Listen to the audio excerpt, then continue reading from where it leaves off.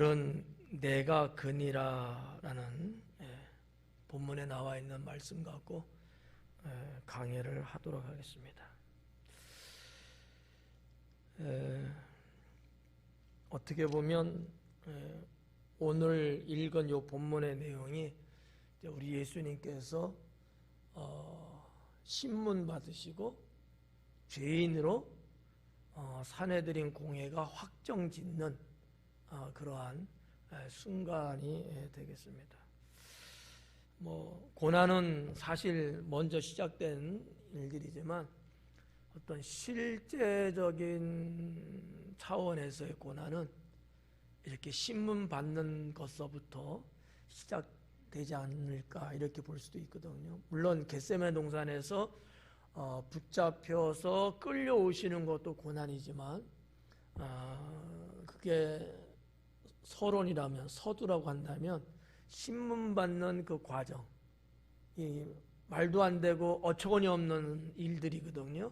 그럼에도 불구하고 의로우신 예수님이 죄인 취급받고 신문 받는다는 거, 이거 자체가 엄청난 고난이 아닐 수 없다, 이렇게 저는 생각을 하면서 오늘 53절부터 65절까지 부지런하게 가도록 하겠습니다.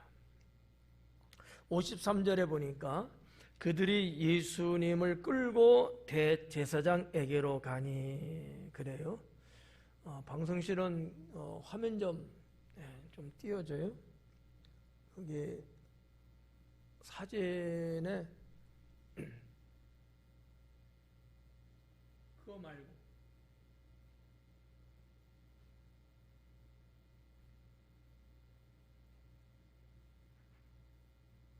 이쪽 감람산 있고 이 산이 말고요. 감람산이 있고, 됐어요. 그거 좀만 확대해 줄래요? 잘 보여요? 됐어요. 보이나요? 저는 잘 보이는데. 여러분도 보여요? 우리 박두식 권사님 보여요? 눈이 나쁜가? 앞으로 와요.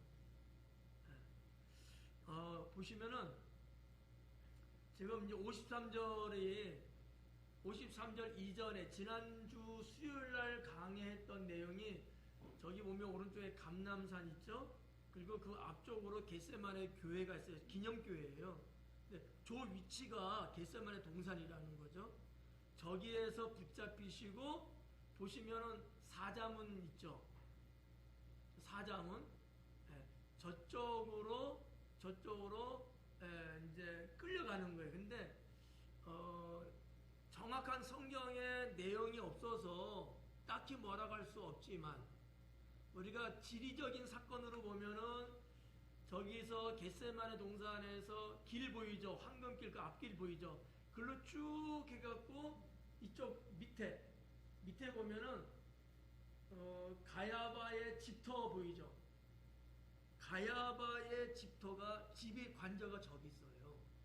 지금 53절의 내용이 이거를 말하는 거거든요. 겟세마네 동산에서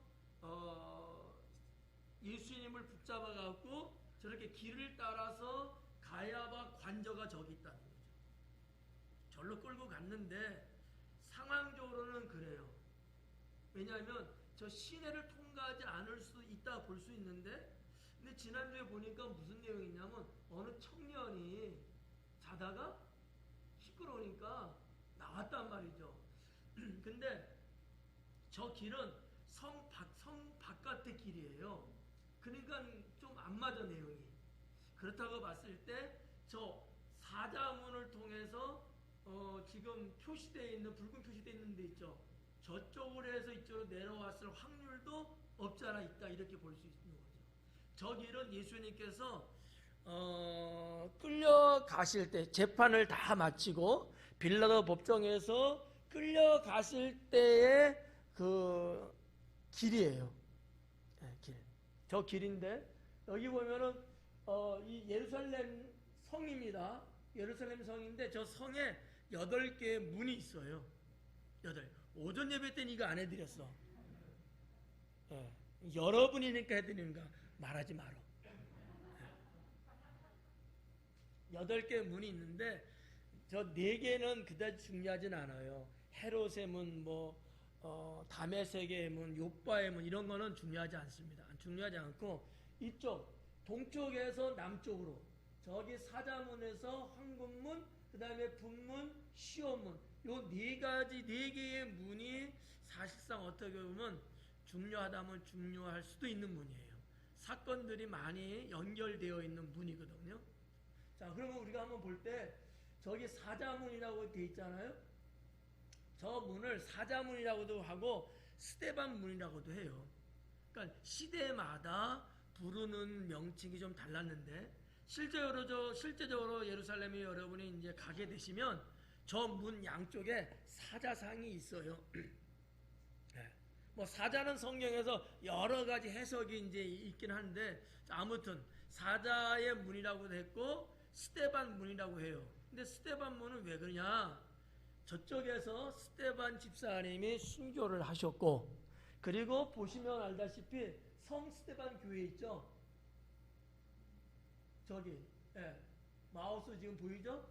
성 스데반 기념교회가 저기 있어요. 근데 겟세마네에서 밑으로 이렇게 내려와 갖고 다리를 건너갑니다. 저 기드론 골짜기인데 그냥 일반 다리를 건너가는 우측에 스데반 집사님 기념교회가 거기 있고 그 앞을 지나서 이제 남쪽으로 이렇게 가는 길이에요.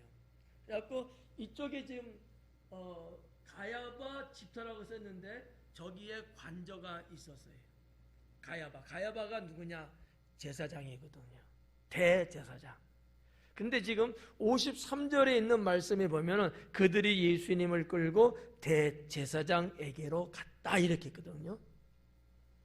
그러면 예수님 이때의 대제사장이 누구냐? 가야바예요.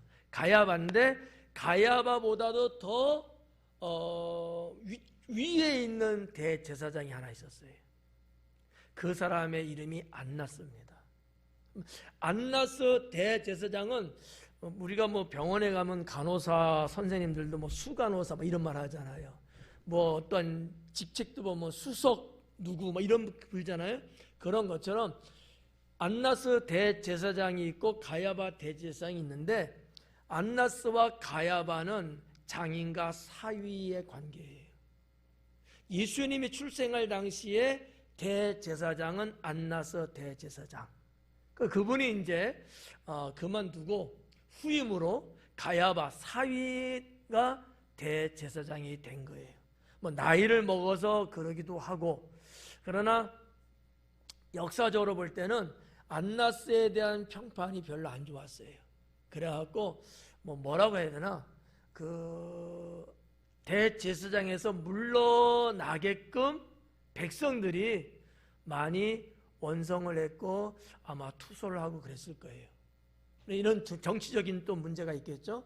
그래서 안나스가 물러나면서 사위인 가야바에게 대제사장이 넘어갑니다. 성경에서 구약이든 신약이든 예수님 당시까지만 이 대제사장의 직분은 이게 내려가는 물론 가족 혈통적인 이런 계통이거든요.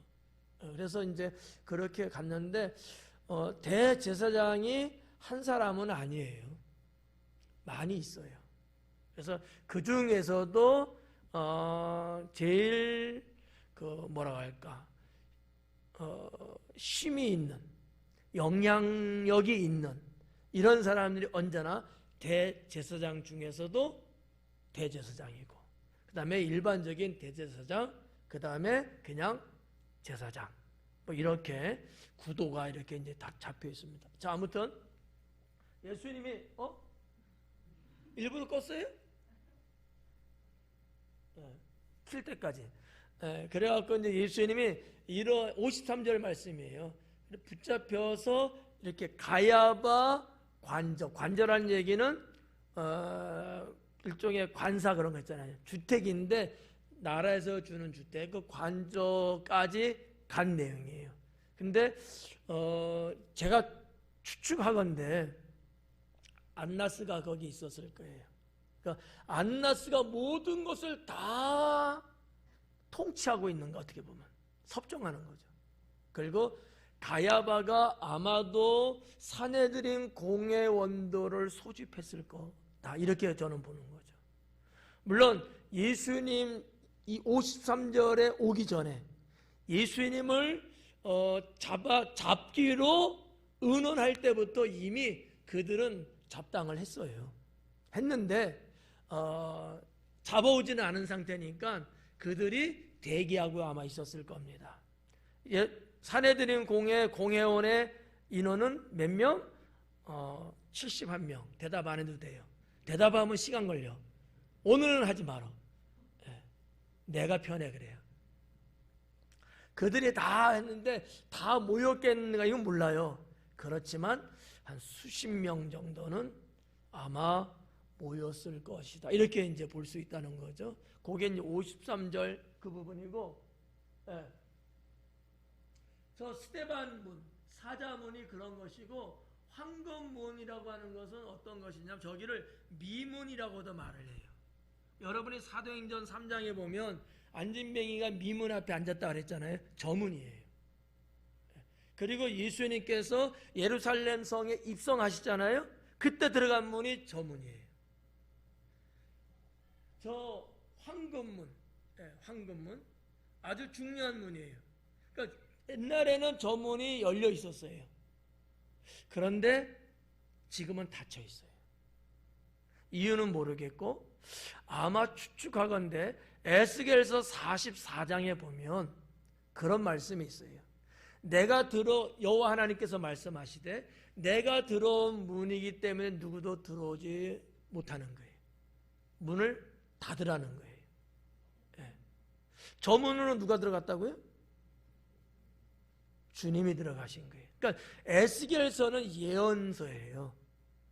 그러니까 예수님께서 그 에스겔서 44장에서는 여호와 하나님이 하신 말씀이긴 하지만 예수님이 저 문을 들어가시고 그 후에 그러한 성경 말씀을 근거로 해서 저 황금문, 저 문을 봉쇄해버린 거예요. 지금은 봉쇄해서 못 들어가요. 여러분 가서 아무리 두들겨도 안 열어줘. 저 문은 아름답고 정말 황금으로 치장한 그런 이제 문이죠. 너무너무 아름다운 문인데 저도 이제 못 들어가 봤죠. 그래서 스데반 문으로 들어가 보긴 했고, 그 다음에 이쪽으로 오면 분문이라는 게 있어요. 분문. 그 다음에 시온문이 하나 있고요. 시온문은 가봤어요. 분문은 기억이 안 납니다. 세 번 이쪽에 있는 게 분문인데 보이죠? 분문. 여기 다윗성 고역 왼쪽에 분문이라고 써 있죠. 분문. 안 보여요? 대답 좀 해봐. 봤으면. 보이죠? 분문.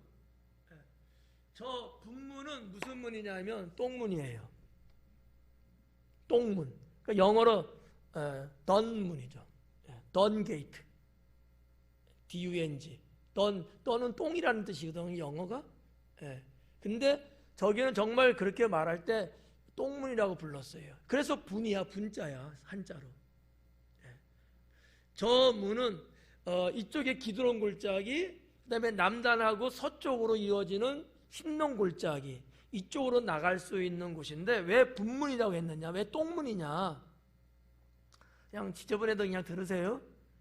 왜 똥문이냐면 저 문을 통해서 생활의 쓰레기, 짐승의 사체, 그 다음에 오물 이런 것들을 갖다 버렸어요.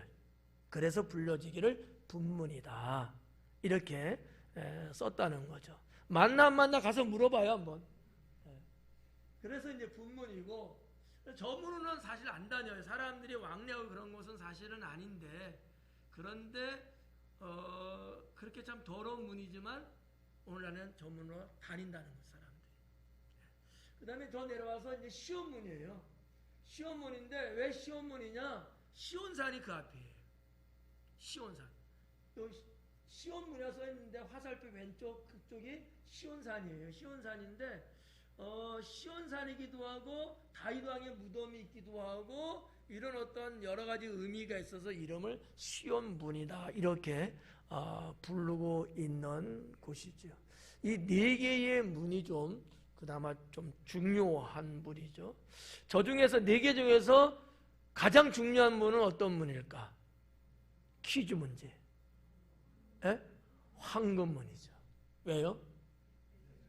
주님이 들어가셨던 문이고 장차 주님이 재림하실 때에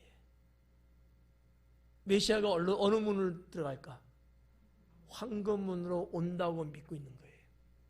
그래가지고 실제적으로 저 황금문 앞쪽에 하면 무덤들이 쫙 있어요. 왜요? 주님 오실 때 부활할 거라고 믿는 거예요. 유대인들의 그 무덤이 대체적으로 저 황금문 바로 앞에도 있고 기드론 골짜기 건너편 겟세마네 동산의 남쪽으로도 무덤이 크게 공동묘지가 있어요. 근데 다 왜 그쪽에 있느냐? 동쪽이에요.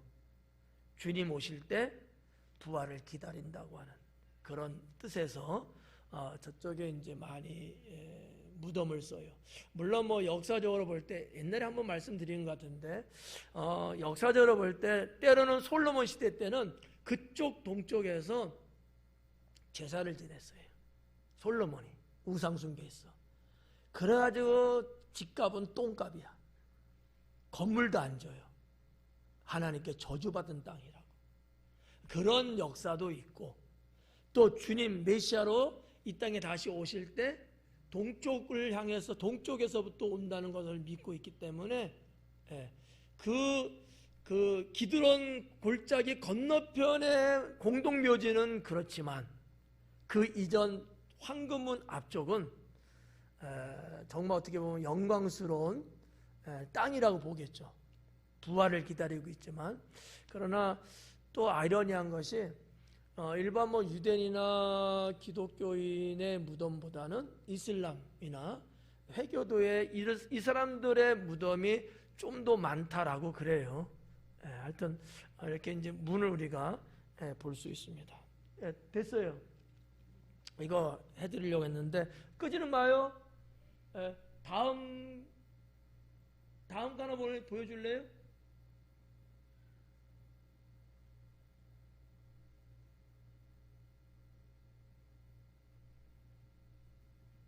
나오면 알려줘요. 53절에서 대제사장, 장로, 서기관들이 다 모였다. 뭐 다라고 해서 71명의 멤버가 다 모였는지 안 모였는지 몰라요. 근데 아마 거의 다 모이지 않았을까. 이날 안 모이면 죽어. 찍히는 거야. 아주 중대한 날이거든. 이 산헤드린 공회원들의 입장에서는 정말 중요했을 거예요. 우리가 사냐 죽냐는 그런 문제거든. 아마 다 모였겠지만 뭐 때로는 뭐 어디 뭐 출장도 가고 그랬으면 못 온 사람도 있겠죠. 그렇게 이제 우리가 볼 수 있는데 이 내용에 대해서 예수님은 일찍이 마가복음 8장이나 10장에 기록된 거에 의하면 이들이 산헤드린 공회원들이 이렇게 모일 거라고 예언을 이미 해 놓으셨어요. 그대로 지금 진행되고 있는 거라고 이렇게 보시면 되겠죠. 자, 54절에 베드로가 예수님을 멀찍이 따라 대제사장의 집들 안까지 들어가서 그래요. 베드로가 예수님을 멀찍이 따라갔다. 이 멀찍이라고 하는 것이 마크로덴이라고 하는 단어인데 무슨 뜻이냐면 멀리라는 뜻이에요. 멀리. 근데 이 멀리는 그냥 어느 정도 멀리가 아니고 이렇게 보일까 말까 볼떡말똥할 정도로 거리가 상당히 먼 거리예요. 영어에 있으면은 영어에 이런 단어가 있어요. 파라는 단어가 있거든요. FAR. 상당히 먼 거리예요. 그런 의미를 갖고 있는 거야. 그러니까 베드로가 겟세마네 동산에서 예수님 잡혔을 때에 도망갔잖아요. 제자들과. 근데 걱정이 된 거야. 우리 선생님 어떻게 될까?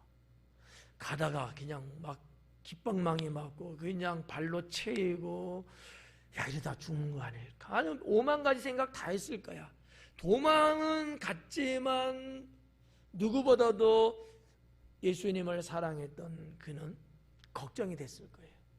그래서 도망가던 발걸음을 돌이키고 잡혀가는 예수님을 쫓아간 거예요.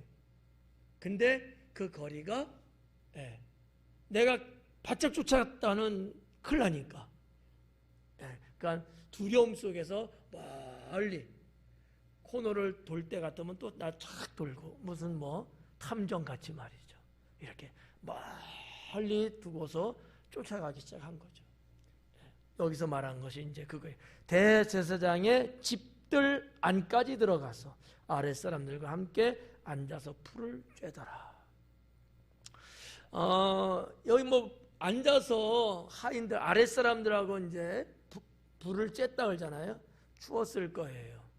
왜냐하면 예수님 이때가 1월 13일이 되니까 그러니까 유대 종교력으로 따지면 니산월 13일 그러니까 우리로 말하면 1월 13일 이렇게 되거든요. 6월절이 1월 14일이거든요. 전날이기 때문에 13일. 그러면 춥죠. 니산월 1월 13일이 지금 우리 태양력으로 우리가 지금 쓰고 있는 게 태양력이잖아요. 이거로 보면 3월에서 4월 넘어가는 그 어간이 될 거예요. 정말 예루살렘에 가면 따뜻은 해요. 낮에는 따뜻한데 어두워지고 밤이 깊고 새벽으로 넘어가면 추워요. 우리나라나 일반 여타의 국가의 그 기후하고는 다르거든요. 중동 지역은. 그래서 아마 추웠을 거예요. 그러니까 모닥불을 피고 하인들이 있었을 거야. 그러면 이 하인들이 왜 모닥불을 피고 있었겠어요? 다 알고 있는 거야. 예수님을 붙잡아 올 것을 알고 있었던 거야. 만약에 사태를 대비해서 무슨 얘기냐면 예수님한테 제자들 11가 있잖아요. 또 따르는 또 백성 무리들도 있잖아요. 이런 정보에 대한 것들을 산헤드린 공회가 다 알고 있는 거지. 쳐들어오게 되면 막아야 되잖아. 근데 대제사장, 서기관, 장로가 이분들이 막을 수 있겠어요? 없어요. 그래서 아마도 제 추측이에요. 그래서 아마도 하인들을 그 야심한 밤에도 보초를 세우듯이 집결시켜 놓지 않았을까. 근데 추우니까 불을 펴서 이제 쬐고 있는 거죠. 그런 내용. 그래서 이 가야바 관저에서 일어난 일이에요. 그러면 관저가 이렇게 작지는 않아요. 좀 마당도 있고, 그러니까 안마당까지 베드로가 따라 들어간 것이고, 아마 예수님은 그 안마당에서 더 가야바 있는 데까지 아마 끌고 들어갔을 거예요. 근데 베드로는 더 이상 못 들어가겠죠. 거기에 이제 하인들하고 같이 앉아서 불은 쬐는데 마음은 불편하고 걱정되고, 야, 우리 예수님 절로 끌고 가신 것 같은데 하면서 아마 상당히 귀를 조아렸을 거예요. 이런 어떠한 상황을 우리가 한번 좀 생각해 볼 수 있지 않느냐. 만약에 제가 각본을 쓴다면은 예수님한테 무슨 예수님의 음성이 악 하고 몸 소리가 들리면 당장이라도 뛰어 들어갈 기세를 갖고 있었던 베드로가 아니었을까. 순간적으로 살고 싶어서 도망은 갔지만 베드로는 의리가 있거든요. 그리고 나름대로의 힘도 쓸 수 있는 사람이고요. 성격도 그렇고요. 단순하게 어떻게 될까 걱정돼서만 쫓아오지는 않았을 거예요. 여차하면은 한번 들이박을 수도 있는. 겟세마네 동산에도 그랬잖아요. 칼을 뽑아가지고 말고기를 쳤잖아요. 이런 여러 가지 정황을 봤을 때 베드로가 마당에서 불만 쬐는 게 아니고 여차하면은 뛰어 들어갈 수도 있을 정도의 상태가 아니었을까, 이렇게 예견해 볼 수도 있다라고 하는 것이죠. 여러분은 어때요? 여러분은 베드로의 그런 그 열정, 그 용기, 여러분에게는 어떻게 있으신가요? 안 물어본다 그랬는데 물어봤네. 자, 55절에 대제사장들과 온 공회가 예수님을 죽이려고, 그래요. 예수님을 죽이려고. 한번 볼까요? 이 사진 말고 다른 거요.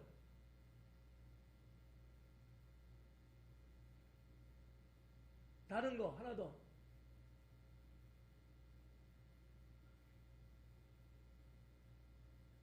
이것뿐인가요? 이거 말고 다른 거, 이건가? 한 번만 더 돌려봐요.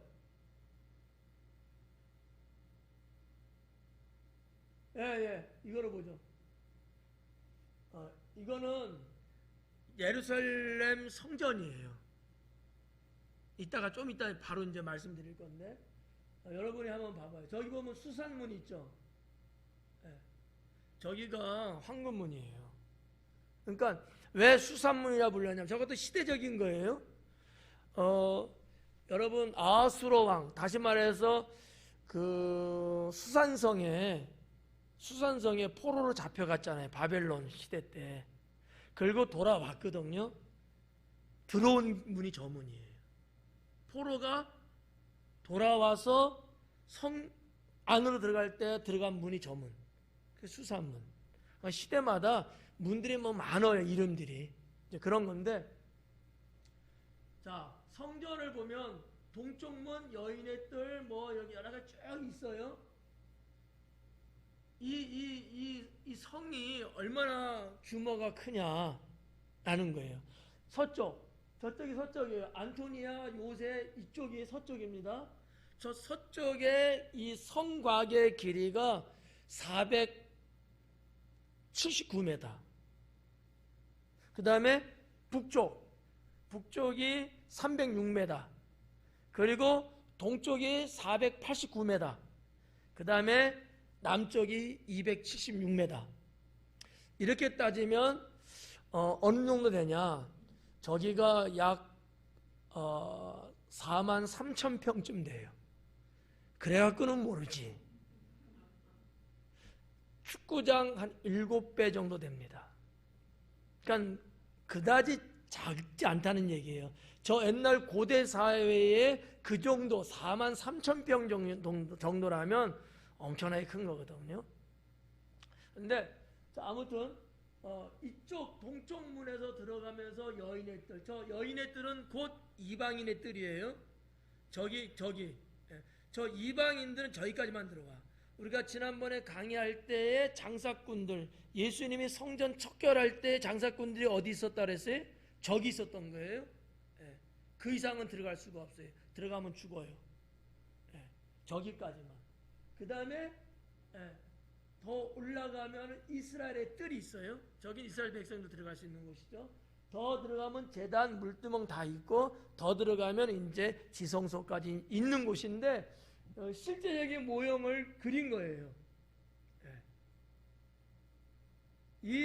저 안쪽에 있는 성전, 저것만 건축하는데 몇 년이 걸렸냐? 46년이 걸렸습니다. 저 바깥까지 다 이렇게 안토니 요새까지 해서 다 하는데 84년 걸린 성전입니다. 아무도 안 놀래네. 자, 다시 한번 이제 성전으로 들어갈게요. 55절에 대제사장들과 온 공회가 예수님을 죽이려고 그를 칠 증거를 찾대. 그래요. 여기서 칠 증거를 찾는다 그러면 친다는 거예요. 쳐서, 두들겨서 뭐 이런 거 있잖아. 치다라는 건데, 이게 헬라어 카타라는 단어로 되어 있어요. 카타는 전치사인데 멋멋에 대적하여라는 뜻이에요. 그러니까 예수님을 칠 증거를 찾는다 하잖아. 예수님을 대적하기 때문에 증거를 찾겠다는 거예요. 그냥 어떻게 뭔가 알아보기 위해서 증거를 찾는 게 아니고 예수님을 대적하는 자들이기 때문에 증거를 찾고 있는 것이다. 원어는 이렇게 돼 있어요. 증거를 찾았지만 얻지 못하였다. 왜요? 죄진 게 없으니까. 불법을 행한 게 없으니까. 예수님은 사역하시고 활동하시고 움직이시고 생활하시고 어떤 것 하나도 죄가 없으신 분이니까. 실정법을 말하는 거예요. 신앙적인 영적인 걸 말하는 게 아니에요. 실정법으로서도 예수님은 죄를 찾을 만한 것이 없었다라는 거죠. 요즘도 대권 후보자들 계속 검증하는 듯이 막 여기저기 막 터져 나오잖아요. 이때의 사내들인 공회도 예수님을 어떻게든지 엮어서 죽이려고 불법에 대한 것들을 엄청나게 찾았을 거예요. 찾을 수가 없었다라는 거죠. 그 내용이 이제 56절까지 이제 볼 수 있는 거고요. 이는 예수님을 쳐서 거짓 증언하는 자가 많으나 그 증언이 서로 일치하지 못함이라. 자, 55절에 찾지 못했어요. 그리고 56절에 와서 이는 예수님을 대적하는 자들이 거짓 증언을 하는 자가 있었다는 거죠. 실제적으로는 안 나오니까. 거짓말하는 증언자를 세워서라도 죄명을 만들어야 되거든요. 그 내용을 지금 말하고 있는 거예요. 거짓 증언하는 자가 많이 있어. 그런데 자기네들끼리도 말이 안 맞는 거예요. 말이 안 맞아. 이미 다 입 맞췄어요. 뭐 이런 거 저런 거 없는 거 만들어낸 거죠. 지시했을 거예요. 그리고 아마 이들은 나름대로 약조로 받았을 거야. 뒷돈도 받았을 수도 있고 아니면 권력의 어느 한 자리 아마 약속 받았을 수도 있어요.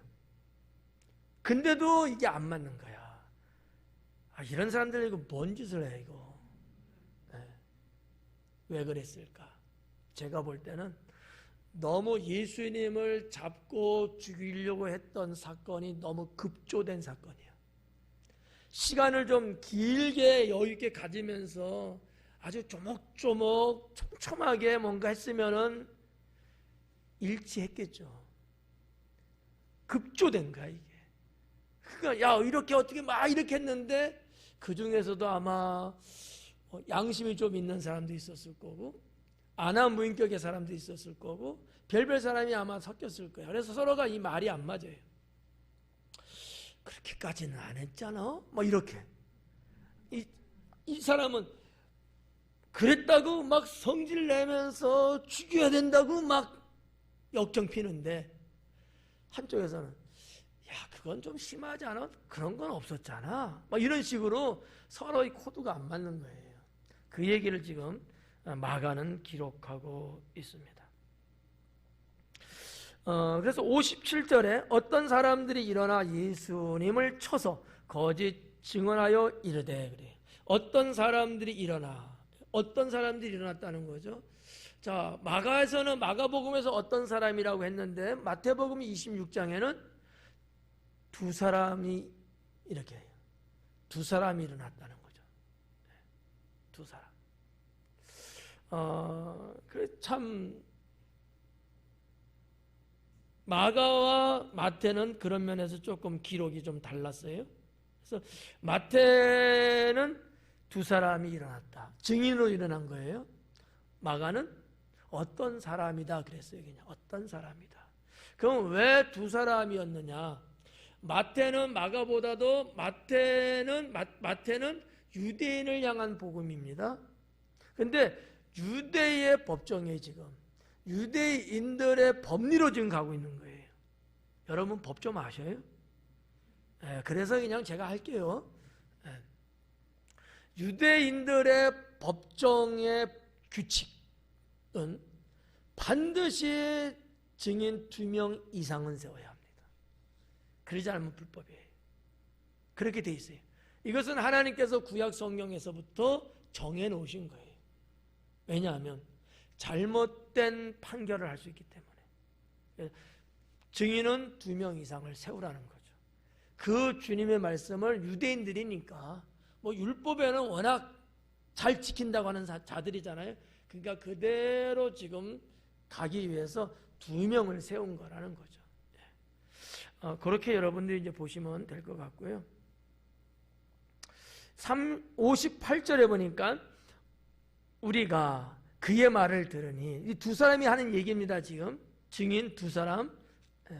우리가 예수님의 말이에요. 그의 말을 들으니 손으로 지은 이 성전을 내가 헐고 손으로 짓지 아니한 다른 성전을 사흘 동안에 지으리라 하더라. 증인이라고 쓴 사람들이 이렇게 지금 말을 하는 거예요. 자, 예수님께서 이 성전을 내가 헐고 그 다음에 사흘 만에 내가 새로운 성전을 짓겠다라고 말했을까 안 했을까? 했을까 안 했을까? 그렇죠, 했죠. 그게 틀린 거예요. 주님은 말씀 안 하셨어요. 어떡하지? 했다고 그러는데 말이 틀려요. 자, 증인들은 예수님을 지금 죄명을 씌우기 위해서 거짓 증언을 하고 있는 겁니다. 요한복음 2장 말씀에 의하면 어떤 말씀이 있냐면 너희가 이 성전을 헐어라. 그러면 내가 세우겠다는 거예요. 근데 여기 증인들은 뭐야? 누가 험다는 거예요? 예수님이 헌다 그랬다. 예수님이 그런 말 한 적 없어요. 너희가 헐어라. 틀리죠? 네. 너희가 헐어라. 이런 부분들이 틀린 거예요. 그러니까 모르는 사람은 이 나사렛 예수가 그렇게 했어? 이렇게 볼 수 있잖아요. 근데 고용된 증인은 거짓말로 그럴 수 있지만 그렇지 않은 일반 국민들은 다 들어서 알고 있는 거지. 자, 우리가 이 내용에 있어서 이 성전, 너희는 이 성전을 허물라. 이 성전은 어떤 성전이냐? 이스라엘에게 있어서의 성전은 3가지입니다. 하나는 솔로몬의 성전, 2번째는 스룹바벨의 성전, 3번째는 헤롯의 성전이에요. 솔로몬의 성전은 BC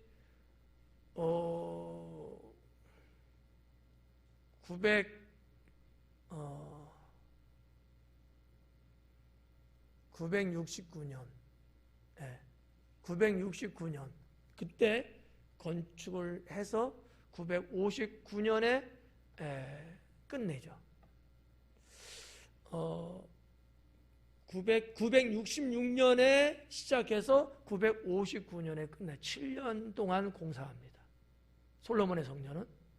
스룹바벨의 성전은 바빌론 포로로 갔는데 포로를 되돌려 주면서 스룹바벨이 끌고 들어오면서 성전을 지어요. 솔로몬의 성전은 정말 아름다운 성전이죠. 금으로 치장을 다 하고 말이죠. 거기에 비해서 스룹바벨 성전은 초라하기 그지없는, 물론 성전의 규격 모양은 다 똑같아요. 그렇지만 높낮이 치수라 이런 건 좀 빈약하고 좀 형편없는 성전이었다 이렇게 보는 거죠.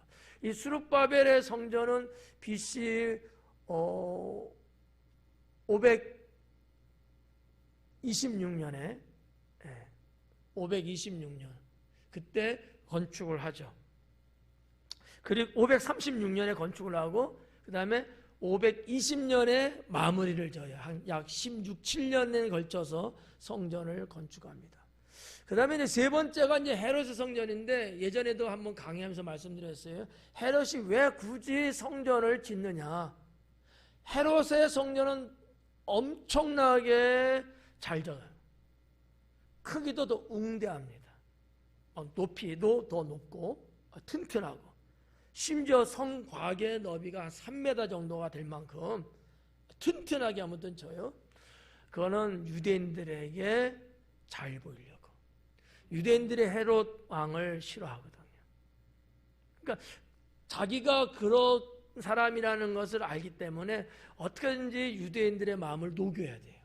그래서 성전을 참 잘 짓습니다. 더 규모도 크고요. 이것이 BC 20년에 건축을 시작해서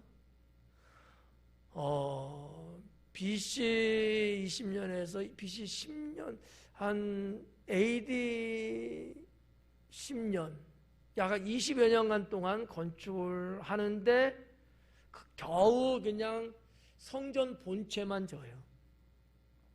그리고 한 46년에 걸쳐서 성전을 끝냅니다.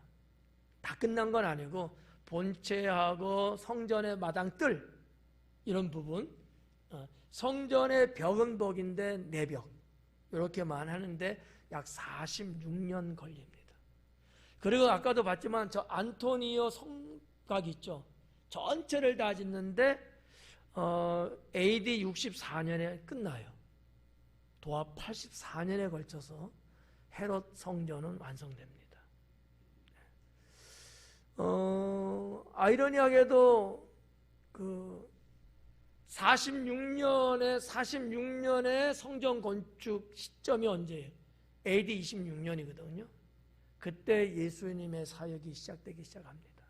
그러니까 성전이 본체하고 성전의 뜰하고 내벽 정도의 어느 정도 그 정도가 완성돼서 성전으로서의 기능을 시작할 때에 예수님의 사역도 시작합니다.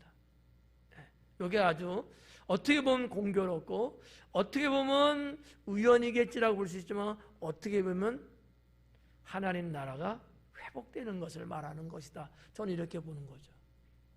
자, 아무튼 예루살렘 성전 이렇게 3번, 솔로몬 성전, 수룹바벨 성전, 헤롯 성전 이렇게 되죠. 그러다가 AD 70년 디토 장군에 의해서 예루살렘 성전은 완전히 무너지죠. 자, 그 부분이 이제 여기 성경에 나오는 거예요. 자, 손으로 지은 이 성전을 내가 헐고.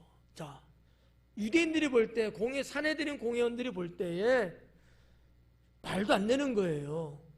우리가 46년 동안이나 걸린 이 성전 건축을 지가 뭔데 사흘 만에 짓는다는 거야. 이렇게 보는 거예요. 무슨 말인지 이해 가요? 안 가는 사람도 몇 명 있을 것 같아.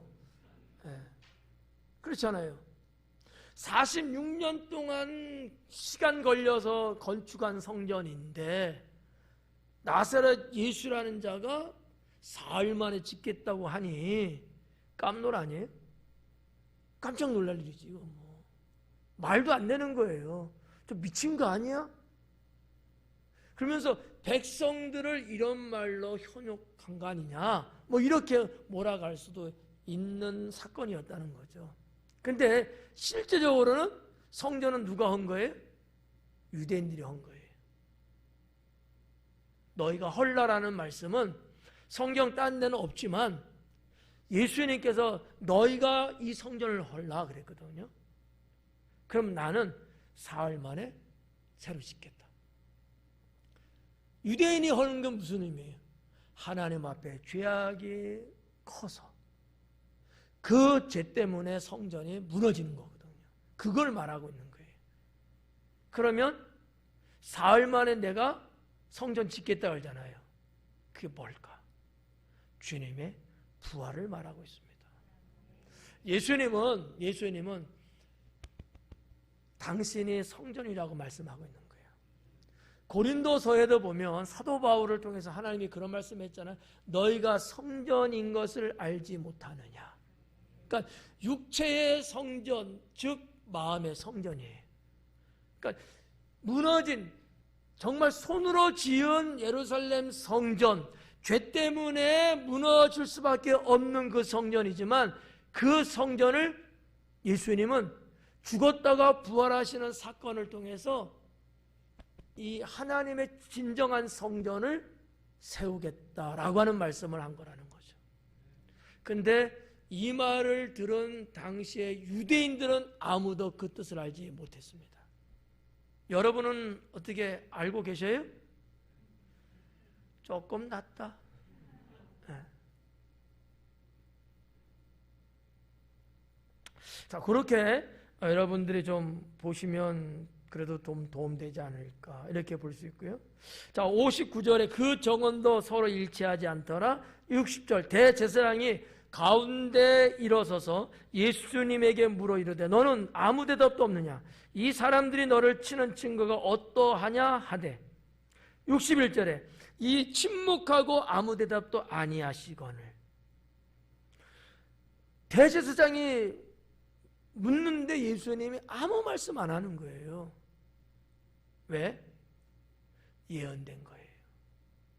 이사야서 53장이나 시편 38편에 보면 이 내용이 이미 예언되어 있습니다. 그러니까 예수님은 예언한 말씀을 이루기 위함인 거라는 거죠. 물론 대답한 가치도 없지만 그런 것조차도 다 이미 선지자를 통해서 예언했기 때문에 그 예언을 이루시면서 가는 예수님의 모습이다 이렇게 볼 수도 있다라는 거죠. 자, 이럴 때에 대제사장이 다시 묻습니다. 네가 찬송받을 이의 아들 그리스도냐? 네가 찬송받을 이 유대인들에게는요 찬송이라고 하는 이 신앙적 개념이 두 가지예요. 하나는 찬송하는 자가 있고 하나는 찬송받을 자가 있는데 엄격하게 구별되어 있어요. 그러면 찬송받을 자는 누굴까? 여호와 하나님이에요. 찬송하는 이는 백성들이에요. 그러니까 대제사장 가야바가 물었을 때 찬송받을 이는 누구를 말하는 거면 여호와 하나님을 말하고 있는 거예요. 그분의 아들 그리스도냐 이렇게 물은 거예요. 그러면 가야바는 메시아가 온다는 것도 알고 있고 메시아가 하나님의 아들이라는 것도 알고 있었을까요? 모르고 있었을까요? 알고 있었다는 거예요. 예수님이 메시아라는 것도 어느 정도는 그도 알고 있었을 거예요. 그러나 그렇게 가고 싶지는 않은 거죠. 왜? 그랬다는 모든 것이 산산조각이 다 나버리거든요. 메시아인 예수님을 죽여야 되는 거거든. 그래야지 자기네가 산단 말이지. 물론 이런 것도 죄인을 구원하기 위해 이 땅에 오신 예수님에 대한 예언이 이루어지기 위한 과정이죠. 자, 이런 부분들이죠. 그러니까 네가 찬송받을 이런 표현, 직설적으로 유대인들은 말 안 합니다. 여호와 하나님 말 안 해요. 불경하거든요. 죄인인 내 입으로 여호와 이름을 말 못해요. 그렇기 때문에 돌려서 말해요. 이거를 문학적으로 뭐라고 표현하냐? 완곡어법이라 그래요. 우리나라 사람들도 그러는 게 있잖아요. 대놓고 말 못하니까 돌려서 말하잖아. 야, 돌리지 말고 바로 말해봐 그러잖아. 똑같은 거야. 유대인들이 여호와 하나님인 걸 알아. 하나님 여호와의 아들, 이 여호와의 말을 못하는 거지. 그러니까 그들은 찬송 받으실 이하면 우주상에 하나님 한 분밖에 없는 거 알고 있어요. 그러니까 대번엔 누군지 아는 거죠. 네. 우리들은 찬송 받으실 해도 우리는 하나님밖에 없지 이렇게 보는 사람도 있고 또 누가 있는가 또 찾을 수도 있을 거야 아마. 유대인들은 절대 그게 안 돼요. 여호와 하나님만이 찬송 받으시리다. 그래서 말을 돌려서 완곡어법으로 한 거예요. 자, 이 말을 들었을 때 62절에 예수님께서 이러시되 내가 그니라. 내가 그니라. 지금까지 입 딱 다물고 계셨잖아요. 침묵하고 계셨거든. 근데 대제사장이 그런 말을 딱 하자마자 예수님이 하신 말씀이 내가 크다. 내가 크다. 이렇게 말한 거예요. 좀 다른 복음서의 말씀을 인용해서 말하면 네가 네 입으로 말을 했다. 이거예요.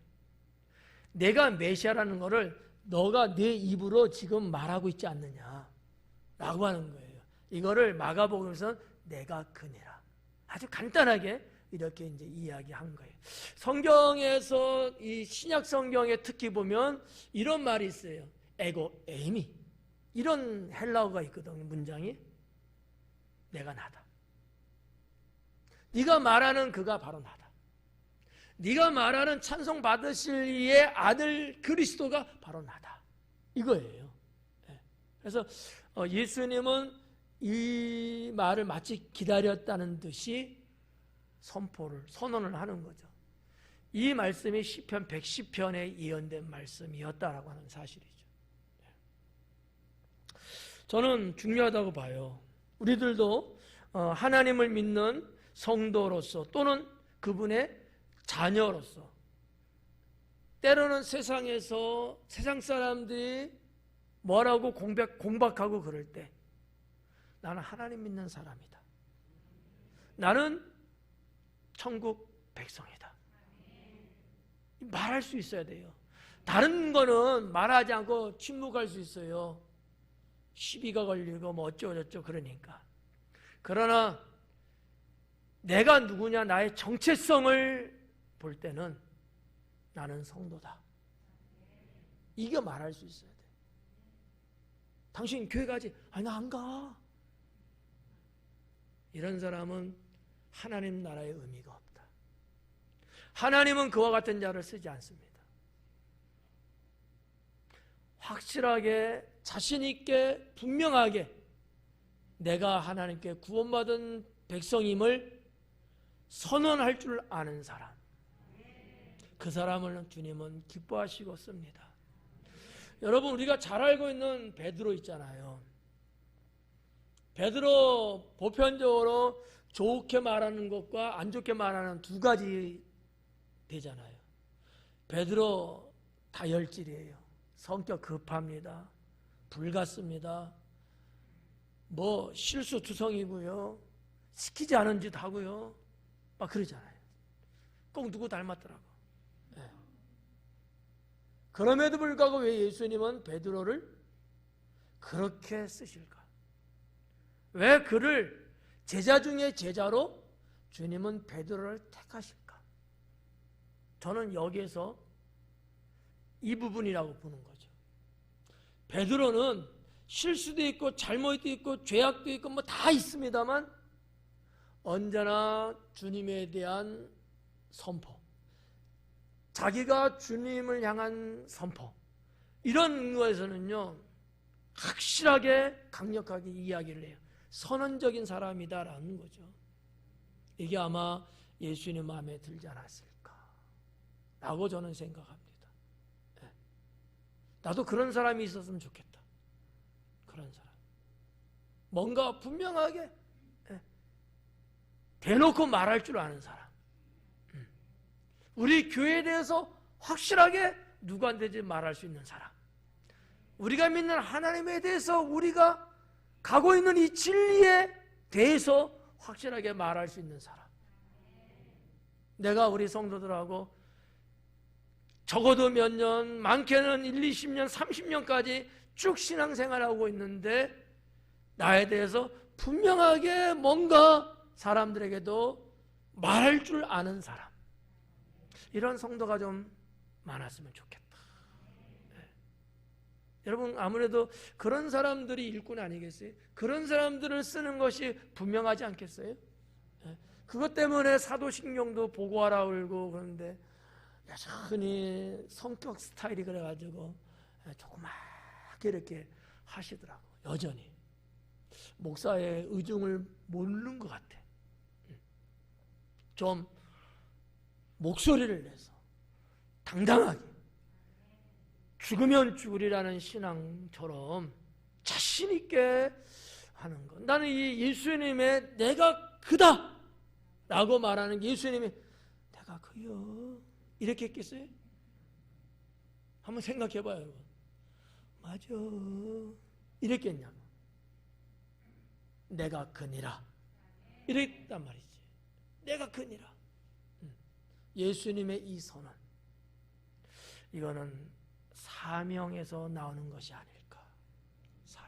사명 있는 사람은요, 사명을 갖고 있는 사람은요, 당당하고요, 다부지고요, 확실합니다. 사명이 없는 사람은 흐지부지해요. 긴가민가. 네. 주님은 어떤 자를 찾고 있을까라는 거죠. 자, 좀 더 넘어갈게요. 62절에 예수님께서 이르시되 내가 그니라 인자가 권능자의 우편에 앉은 것과, 인자가 권능자의 우편에 앉았다라는 거죠. 이게 시편 110편에 똑같이 나와요. 예수님이 메시아가 하나님 우편에 계신다, 앉아있다, 이런 말씀. 신약 성경에서도 제가 쭉 훑어보니까 한 20, 20몇 번 정도 나와. 토탈 한 28번 나오는데 그거는 강도 우편 좌편 나올 때 그런 게 좀 있어가지고 몇 가지만 빼면 예수님이 우편에 앉아 있는 것에 대한 말씀이 약 20여 번 정도 나와요. 많이 나오는 거죠. 계속해서 말씀하고 있는 거야.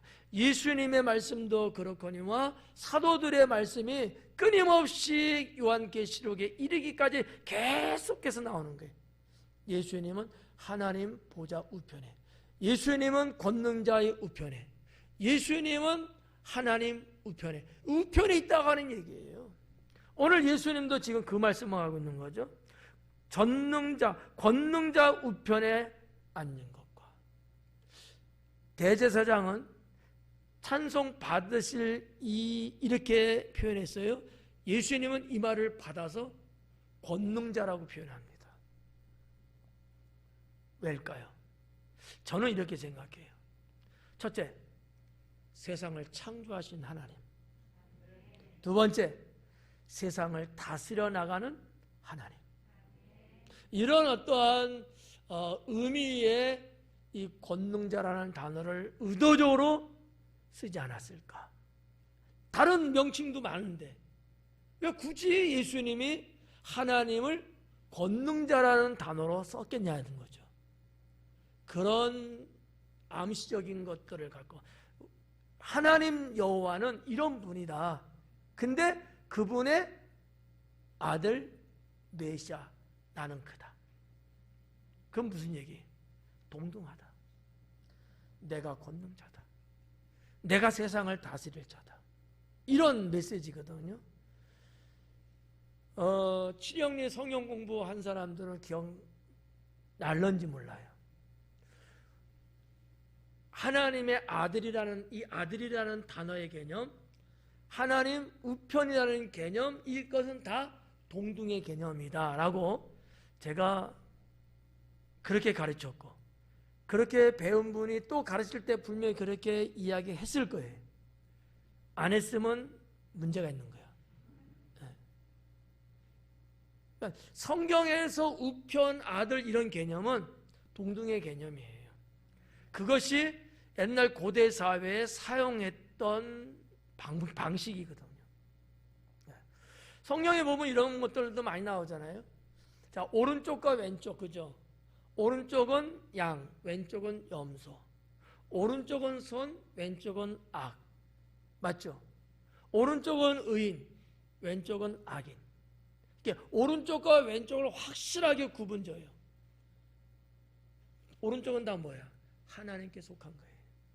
오른쪽은. 왼쪽은 세상에 속한 거예요. 그랬더만 어떤 성도님, 우리 성도님은 아니야. 옛날 서울에 있을 때 그 성도님은 꼭 앉아도 오른쪽에 앉으려고 그래. 자기는 죽어도 오른쪽이다. 그 얘기하지. 기도 받을 때도 오른쪽, 안수 받을 때도 왼손 올리면 싫어해요. 오른손 올려주세요 그래. 열정적이에요. 저는 근데 나쁘다고 생각하지는 않아요. 그분의 신앙이죠. 성경에 있는 내용이에요. 물론 좀 과도한 부분은 없지 않아 있지만 그렇다고 해서 틀렸다거나 잘못된 건 또 아니거든요. 자, 아무튼 예수님이 지금 그렇게 말씀하는 권능자의 우편에 있다는 거지. 내가 예수님 그런 말씀하셨거든요. 사도들도 그런 말씀했어요. 하나님 보좌 우편에 있다. 메시아, 우리 예수님은. 그런 말씀이 신약 성경에 많이 나온다는 거죠. 또 더 나가서 뭔 말까지 했어요? 하늘 구름을 타고 오는 것을 너희가 보리라. 하늘 구름을 타고 온대요. 다니엘서 7장 말씀에도 이렇게 예언했고요. 우리 성경 마가복음 13장에도 그 말씀을 예언을 이미 했어요. 구름 타고 오는 것을 너희들이 볼 것이다. 너희들이 볼 것이다. 근데 여기 지금 또 말씀한 거예요. 내가 그다. 인자는 누구예요? 예수님 말하는 거예요. 권능자의 우편에 앉아 있는 것과 하늘 구름을 타고 오는 것을 너희가 볼 것이다 라는 거죠. 자, 그랬더니 63절에 대제사장이 자기 옷을 찢었다라는 거죠. 분을 못 참은 거예요. 왜냐하면 이런 얘기를 유대인들이 들었을 때에 이런 말을 했을 거예요. 참남하도다. 이런 말을 했을 거야. 이 참남하다는 건 무슨 얘기냐면 신성모독죄다 이거예요. 아니 자기가 하나님의 아들 메시아라고 그러고 하나님 우편에 앉아 있다고 하고 하늘 구름을 타고 온다는 거야. 근데 대제사장과 일반 유대인들이 볼 때 예수님은 누구야? 그냥 나사렛의 예수일 뿐이거든요. 근데 그런 자가 자기가 하나님이라고 표현하고 있다는 거지. 한국 사람이 이 말 들을 때는 뭐 그런가 보다 하죠. 유대인이 이 말을 들을 때는요, 옷을 찢는 게 맞아요. 신성모독이거든요. 여러분 어때? 누가 하나님 모독하면 여러분은 어때? 옷 안 찢죠? 아직 멀었어. 가슴은 쳐요? 아, 그런가? 도망가지? 도망은 안 가요? 어떻게 보면 이게 유대인의 신앙의 문화? 그런지도 몰라요. 긴가 아닌가는 잘 모르겠지만 이러한 대제사장의 행위가 당시에 규정되어 있는 거였어요. 근데 만약에 대제사장이 그런 일을 듣고도 가만 옷 안 찢고 있다. 이거 어디에 입은 건데? 이건 제사장으로서 끝난 거 생명이. 그러니까 어떻게 보면 그런 참남한 일을 겪었을 땐 대제사장이 그거를 표현을 해야 되는 거야. 의무야 어떻게 보면. 그러기도 하고. 하나는 정말로 견딜 수 없는 분노가 아마 치밀어 올라서 그랬을 수도 있고. 근데 어쨌든 간에 잘 된 거지. 대제사장 입장에서는. 지금 꼬투리를 잡으려고 그렇게 뒷조사했는데도 없었거든요. 근데 이게 웬 떡이야? 자기 스스로 자기가 하나님이라고 짓거렸다 이거지. 가야바는 호재를 만난 거예요. 그래서 그 다음 절에 뭐라고 해요? 이르되 우리가 어찌 더 증인을 요구하려 그 신성 모독하는 말을 너희가 들었도다. 대제사장이 자기 옷을 찢으며 이르되 우리가 어찌 더 증인을 요구하려. 어찌 더 증인을 요구하려. 무슨 얘기예요? 더 이상 증인이 필요 없다. 이 얘기예요. 이거 하나만 갖고도 그냥 하고도 남어. 예수님을 사형시켜도 충분해. 누구도 제재할 수가 없어. 다 유대인이잖아요. 유대 율법에는 그렇게 돼 있거든요. 신성모독은 사형이에요. 죽임이에요. 그러니 뭐 가야바 입장에서는 너무 좋은 거지. 겉으로는 그냥 옷을 찢을 정도로 막 이러지만 속으로는 쾌조를 부르고 웃는 거지. 잘 됐다. 고생 끝났다 이제는. 이랬을 거라는 거지. 64절에 그 신성 모독하는 말을 너희가 들었도다. 그래서 이제 2명 증인 세웠는데 2명뿐만 아니라 거기에 모였던 사람들이 다 이제 증인돼 버린 거야. 너희가 다 들었지? 다 들었지 이거야. 다 들었지. 예. 다 들었지. 여기서 다 들었지. 예.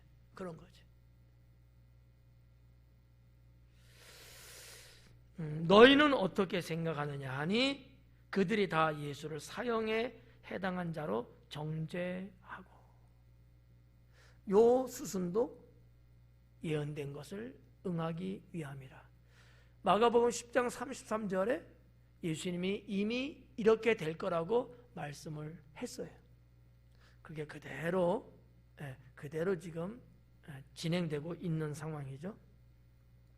65절에 어떤 사람은 그에게 침을 뱉으며 그의 얼굴을 가리고 주먹으로 치며 이르되 선자 노릇을 하라고 하인들은 손바닥으로 치더라. 여기 이제 내용에 보니까 침 뱉고 얼굴 주먹으로 때리고 손바닥으로 치고 세 가지 내용이 이제 나와요. 유대인들의 관습입니다. 범죄자로 확정됐을 때, 특히나 지금 예수님은 상당히 가증한 범죄자거든. 신성 모독까지 할 정도니까 이거는 사형받아야 마땅한 거야. 이렇게 이제 판결이 돼버린 거예요. 신문 속에서. 유대인들은 이랬을 때 이런 행동을 해요. 침 뱉고 때리고 이렇게. 그래도 돼요. 인간 이하의 취급받는, 이미 이거는 낙인 찍혀버린 거예요. 그러니까 모였던 자들이 주먹질하고 침 뱉고 뺨 때리고 이런 행위가 이건 유대인들에게 늘 있는 겁니다. 그 모습을 지금 마가는 기록하고 있어요. 그럼 왜 사람들이 범죄자로 판명된 그에게 그런 짓을 할까? 경멸의 표시예요. 우리는 이 사람이 어떤 죄가 있을 거 아니야. 경멸한다는 게 그런 거죠. 오늘날 우리나라 같으면 뭐 성범죄 일어났다. 나는 그런 범죄를 나는 경멸한다. 이런 표시예요. 누굴 죽였다. 살인한 건 난 경멸한다. 거짓말을 누가 한다. 나는 거짓말하는 경멸한다. 이 경멸한다는 표시로 침도 뱉고 뺨도 때리고 주먹질도 하고 유대인들은 그랬다라고 하는 겁니다. 그렇다고 해서 그 사람들이 법정으로 구속되지 않아요. 이거는 그들만이 갖고 있는 문화입니다. 그렇게 이제 우리가 볼 수 있는데, 우리가 지금 53절부터 65절까지 예수님이 가야바 관저에서 신문받고 판결받은 내용을 쭉 봤어요. 자, 예수님의 이와 같은 부분들이 다 불법이다라는 거죠. 그거 말씀드리고 마칠게요. 이러한 그 내용을 보면서 불법 5가지가 발견됩니다. 첫째는 어떤 게 불법이냐? 야간에 재판했다는 게 불법입니다. 밤중에는 재판하지 않게 돼 있거든요, 법적으로. 근데 예수님은 겟세마네 동산에서 밤에 붙잡혀서 끌려가셔갖고 밤에 신문 받으셨거든요. 이게 불법이에요. 두 번째 불법은 뭐냐면 가야바의 관저에서 신문당했다는 거. 원래는 어떻게 되냐?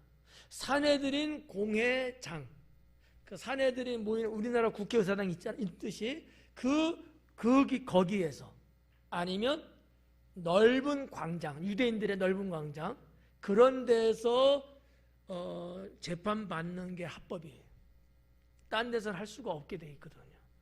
근데 가야바 대제사장 관저에서 했으니까 이것도 불법.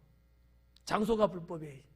세 번째는 뭐가 불법이냐면 변호인이 없었다는 거죠. 옛날에도 변호인 다 세웠거든요.